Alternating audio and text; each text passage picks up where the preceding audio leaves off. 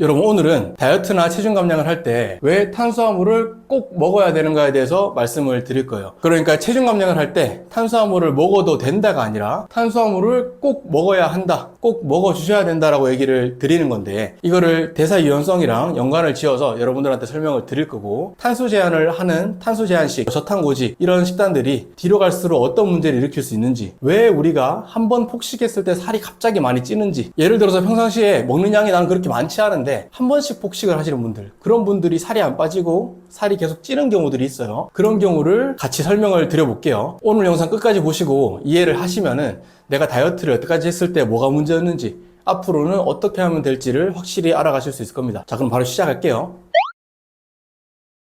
일단 건강한 사람들, 그러니까 대사유연성이 좋은 사람들, 체지방이 너무 많지 않고 적당한 체지방을 유지하고 지방을 몸에서 잘 쓰는 사람들, 이 어떻게 대사를 하는지 먼저 설명을 드리면은, 일단은 이게 우리 몸의 세포라고 쳤을 때 우리 몸에 탄수화물이든 지방이든 에너지원이 들어오면은 이 세포 안에 미토콘드리아가 그 에너지원을 써서 몸을 움직이고 에너지를 만들어내기 시작을 해요. 근데 건강한 사람들은 제가 탄수화물도 에너지원이고 지방도 에너지원이라고 말씀을 드렸죠. 이 두 개 다 들어왔을 때, 둘 다 동시에 들어왔을 때 탄수화물부터 처리를 합니다. 당연히 탄수화물부터 처리를 해요. 왜냐면은 이 탄수화물이 들어오거나 탄수화물의 종류 중에 하나인 당류가 들어왔을 때는 혈당이 올라가고, 그 혈당을 빨리 처리를 해야 되기 때문에 우리 몸에서는 둘 다 들어왔을 때 탄수화물부터 처리를 하고 지방은 저장하는 모드로 바뀌어요. 그리고 두 번째, 지방이 없는 상태에서는 당연히 또 탄수화물을 씁니다. 그리고 마지막으로 탄수화물이 없는 상태, 탄수화물 없이 만약에 삼겹살만 먹었다, 뭐 고기만 먹었다, 아니면 버터만 먹었다, 이럴 때는 몸에서 지방을 쓰기 시작을 해요. 너무 당연한 얘기죠. 건강한 사람들의 입장에서는 대사유연성이 좋기 때문에 우리 몸에서 탄수가 들어오든 지방이 들어오든 몸에서 그때그때 적재적소에 맞게 잘 쓰고 잘 배출을 해요. 그렇기 때문에 이런 사람들은 둘 다 들어왔을 때도 탄수화물을 빨리 처리하고 나서, 탄수화물을 다 처리하고 나면은 몸에서 다시 탄수, 지방 둘 다 써서 에너지를 내고 살이 잘 찌지가 않아요. 그러니까 어떻게 보면 우리가 유튜브나 SNS나 뭐 인스타에서 얘기하는 대사유연성을 올리고 살찌지 않는 체질이라고 하는 것이 딱 이런 상태라고 보시면 돼요. 자, 그러면은 이런 상태가 건강한 상태인데, 우리가 지금 요즘 유튜브에서 접하는 정보들이나 다이어트, 체중 감량을 하기 위해서 많은 사람들이 얘기를 하는 게 결국에는 지방을 잘 쓰는 몸, 지방을 잘 태우는 몸을 만들자라는 얘기고, 그렇게 하기 위해서 탄수화물을 제한하고 혈당 스파이크를 막고 저탄고지라든지 탄수화물 제한식을 할 것을 많이 권유를 하거든요. 이 부분이 완전히 틀린 얘기는 아니에요. 근데 이거를 쭉 따라갔을 때 어떤 일이 생기는지 설명을 드릴게요. 자, 그러면 건강한 사람들 말고 옛날에 저 같은 체지방이 많고 비만인 분들, 그리고 대사유연성이 떨어진 분들은 어떤 일이 일어나냐면, 일단 기본적으로 체지방이 많고 비만이라는 얘기 자체가 요즘 현대사회에서 우리가 많이 접할 수 있는 식단들은 보통 보면은 고탄고지입니다, 여러분. 탄수화물도 많고 지방도 많아요. 예를 들면은 삼겹살에 볶음밥, 삼겹살에 냉면, 아니면 밥을 먹더라도 반찬으로 전, 튀김, 면을 먹더라도 뭐 수육이랑 같이 먹는다든가, 이런 식으로 탄수화물과 지방이 함께 많이 들어가는 경우가 많고, 이렇게 되면 어떻게 되냐면 몸에서는 이 고탄, 탄수가 많기 때문에 지방을 굳이 꺼내서 쓸 이유가 없어요. 우리가 그때그때 맞춰서 탄수화물을 넣어주고, 심지어 간식으로 또 탄수화물과 지방을 같이 넣어주는 경우가 많기 때문에 우리 몸에서는 지방을 쓸 일이 없게 됩니다.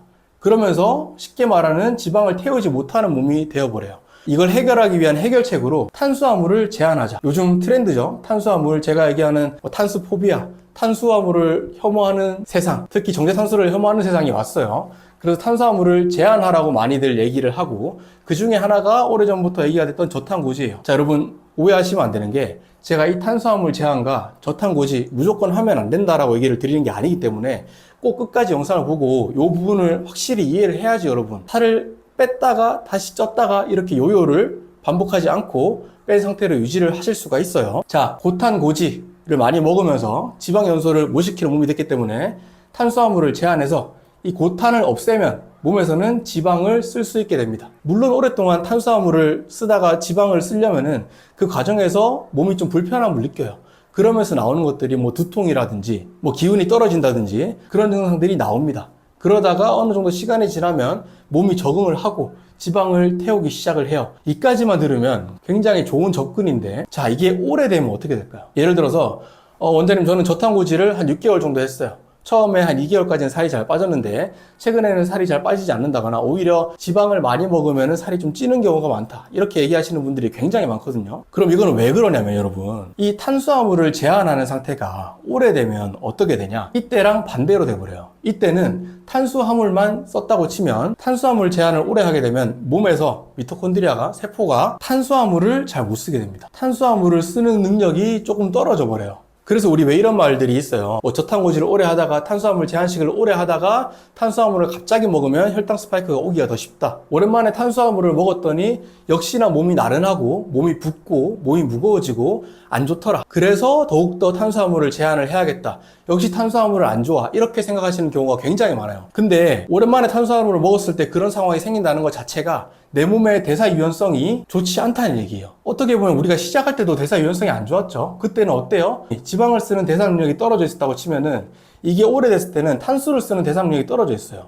그럼 우리가 원하는 거는 이 건강한 상태잖아요. 건강한 상태고 대사 유연성이 좋은 상태인데, 대사 유연성이 좋은 상태라는 거는 지방만 잘 쓴다가 아니라 지방도 잘 쓰고 탄수도 잘 쓰는 상태를 우리가 대사 유연성이 좋다고 표현을 해요. 그러면 탄수화물을 오래 제한을 했을 때 어떤 상태가 되시는지 여러분 이제 이해를 하셨죠? 자, 어떤 분들은 이렇게 얘기할 수도 있어요. 아니 그러면 내가 탄수화물을 제한하는 걸 평생 하면 되지 않냐?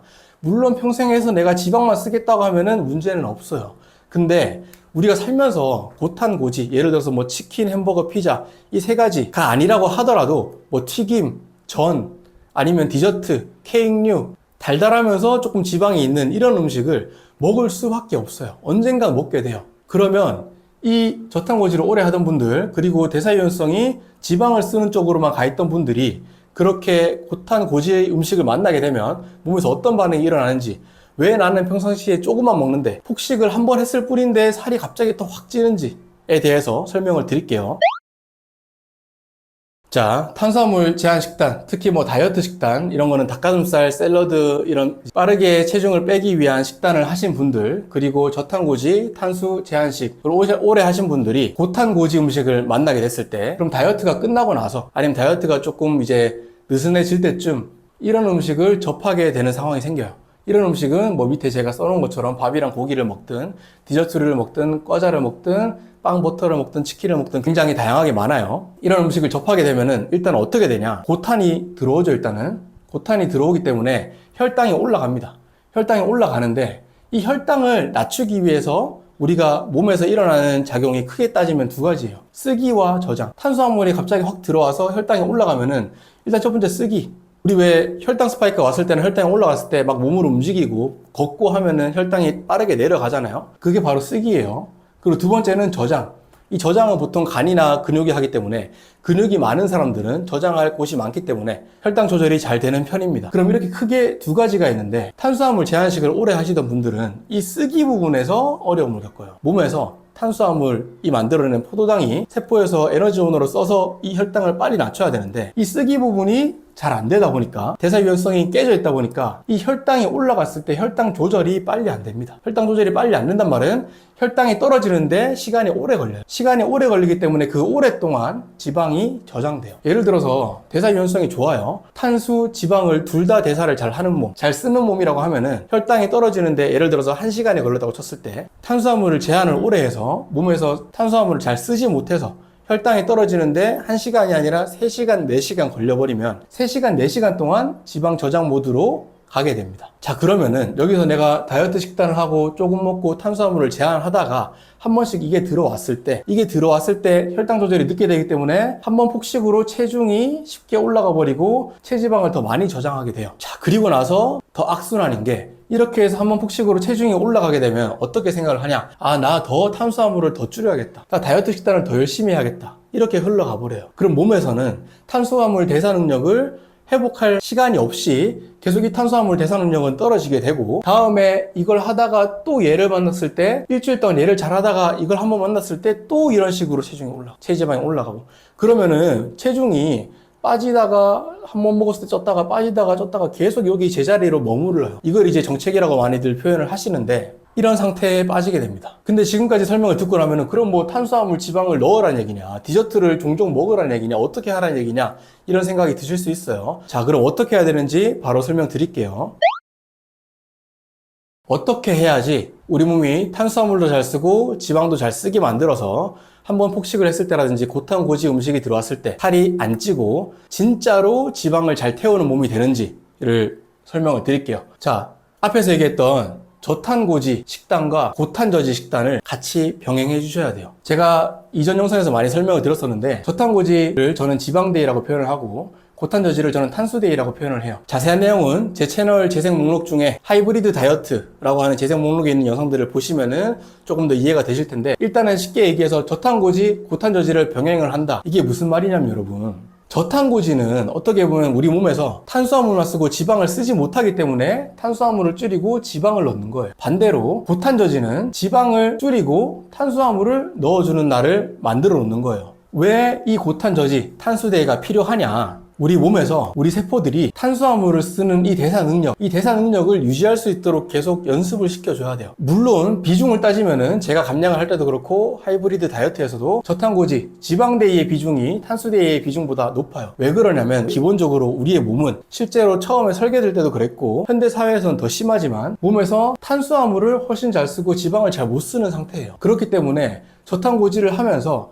지방을 쓸 수 있는 상태를 만들어주는 것은 맞아요. 그렇기 때문에 얘의 비중이 높아야 되는 건 맞는데, 고탄저지, 탄수데이 없이 진행을 하게 되면 몸에서 탄수화물을 쓰는 능력이 약해지기 때문에 앞서 말씀드린 것 같은 문제가 생깁니다. 근데 그렇다고 해서 이 탄수화물 대사 능력을 유지하기 위해서 고탄저지가 아니라 고탄고지로 연습을 하게 되면 연습할 때마다 살이 쪄요. 우리 몸에 탄수화물만 많이 넣어주는 거, 지방 없이 탄수화물만 많이 넣어주는 거는 생각보다 살이 안 쪄요. 오히려 고탄저지식만 지속을 해도 살이 빠지는 경우가 더 많습니다. 자, 그래서 결국은 이 탄수데이, 고탄저지를 먹는 날을 통해서 탄수 대사 능력을 유지를 시키고 우리가 몸에서 탄수화물도 쓸 수 있는 것을 연습을 계속 시키자는 얘기예요. 근데 저탄고지를 오래 하셨던 분들이나 다이어트 식단을 오래 하시던 분들은 이 탄수데이, 탄수화물을 많이 먹는 것에 대해서 막연한 두려움, 그리고 실제로 탄수데이를 처음 진행했을 때 몸이 되게 무거워지고 나른하고 힘들어요. 근데 그 힘들다는 얘기 자체가 우리 몸에서 탄수화물을 쓰는 대사 능력이 떨어져 있다는 얘기예요. 그렇기 때문에 이걸 했을 때, 탄수데이를 했을 때 힘들다는 얘기는 오히려 더 탄수데이를 해줘야 된다는 얘기고, 여러분 지금 이 저탄고지를 하고 계시거나 다이어트 식단을 하고 계시던 분들은 어렵지 않게 일주일 중에 하루만 이 탄수데이를 진행을 해보세요. 이 탄수데이를 진행을 하면서 지방은 적게 탄수화물을 많이 넣다 보면은 몸에서 1주, 2주, 3주가 지나갈수록 이 탄수데이에 내 몸에서 느껴지는 불편감이 많이 줄어들어요. 그리고 아까 말씀드렸다시피 체중이 빠지다가 쪘다가 이 정체기에 있던 분들은 탄수데이를 넣으면서 2주, 3주가 지나면 정체기가 사라지고 밑으로 떨어지는 경험을 하시게 될 거예요. 그래서 이렇게 했을 때, 이렇게 병행해서 진행을 했을 때 우리 몸에서 탄수화물과 지방을 둘 다 잘 쓸 수 있는 대사 유연성이 좋은, 그러니까 우리가 요즘 많이 얘기하는 진짜 살 안 찌는 체질이 될 수가 있어요. 여러분 이게 탄수화물이 안 좋다고 얘기를 많이 하고 정제탄수가 안 좋다고 얘기를 많이 하다 보니까 우리 사회가 지금 약간, 그전에는 탄수화물이 좋고 지방이 안 좋다는 얘기 때문에 고기는 멀리하고 시리얼이나 뭐 밥이나 이런 야채나 이쪽으로 많이 쏠려 있었다고 치면은 지금은 반대로 이쪽으로 너무 쏠려 있어요. 너무 극단적으로 양쪽으로 가는 것 자체가 건강하지도 않고 대사 유연성이 좋지도 않고 살이 잘 안 찌는 체질에도 도움이 안 돼요. 그러니까 우리 얘랑 얘를 동시에 가져가는데 탄수화물과 지방을 동시에 많이 넣어버리면 살이 찔 수밖에 없기 때문에 이렇게 나눠서 몸에서 둘 다 잘 쓸 수 있도록 연습을 시키고 우리 몸을 더 건강하면서 살이 안 찌는 체질로 만들어 보자는 얘기입니다. 자, 여러분 오늘도 시청해주셔서 감사하고 전직 100kg 비만 한의사였던 이종식이었습니다. 감사합니다.